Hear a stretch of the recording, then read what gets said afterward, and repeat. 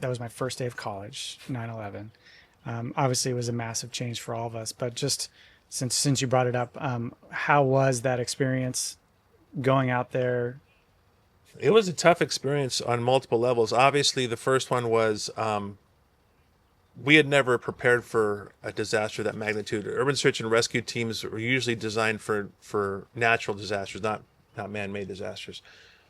But it was real personal because we had a lot of friends in the FDNY that we had trained with, because our urban search and rescue team was one of only 28 in the entire nation that were supported by FEMA, and New York City had a team as well. And so we had met each other through classes and conferences and trainings across the country, and so we knew some of these brothers that died, and we didn't know they were dead at the time. We just knew that they were probably trapped or dead. And as the 11 days ensued that of our deployment, we learned about those who died and those who lived. And somebody you thought had died, you'd run into, in the middle of the rubble, and you think you see a ghost, and you realize, oh my God, you're alive. I thought you were dead, and then you find out from him that two other guys died that you knew, and it was just a really emotionally draining deployment because it was so personal. Yeah, Yeah, defining moment for everybody in the country, yeah. especially for the fire Well, I service. think that the thing was, what I found coming back from that deployment, we saw a different America that we saw going in. Yeah, The United States were united. For a short period of time after that, we had a common enemy. We were under attack, and everybody united, and there was no difference. Political parties and all these other things that divide us nowadays just vanished for a little while. People would let you in traffic. American flags were flying everywhere. I remember coming back that night that we arrived back at the Air Force Base in Northern California.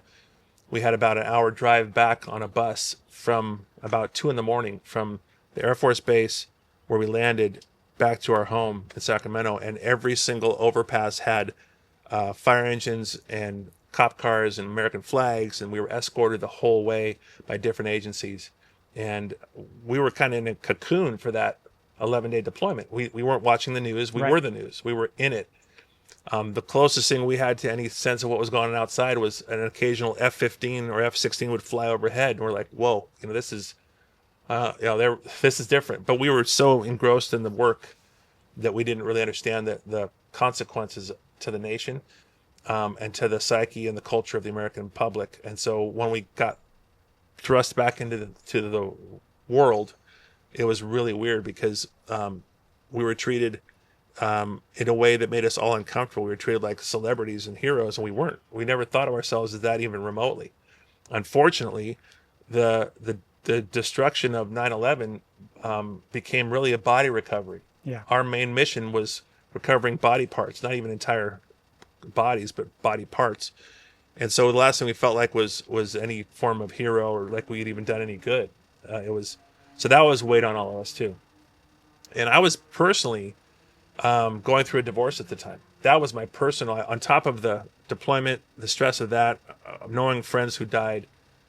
I was personally going through a dark time for me, and I was my wife and I were separated. We were going to divorce, and I felt even more alone because we'd have nights where everyone go and call their loved ones, call their families, call their wives, and I didn't have anybody to call. right. And it was a very dark time for me. Fortunately, one of my friends, his wife was sweet and dear enough to check in on me. She knew what I was going through, and she just checked in on me. And to this day, she's one of the very few people I call on 9/11 or text just to say hi. And I've done it every single year since because she was there for me. Yeah, There's probably only 3 people that I'll talk to on 9/11 about 9/11, and they're people I deployed with or hurt. yeah. Yeah. Well, thank you. I mean, obviously, it's a subject that you don't think of or talk about much Nope.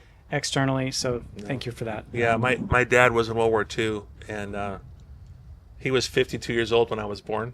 So I was kind of an accident. My name should have been Dolt or Oops, but my 18-year-old brother at the time talked to me about, when Pop found out that Mom was pregnant with you, he sure was pissed off. You weren't expected.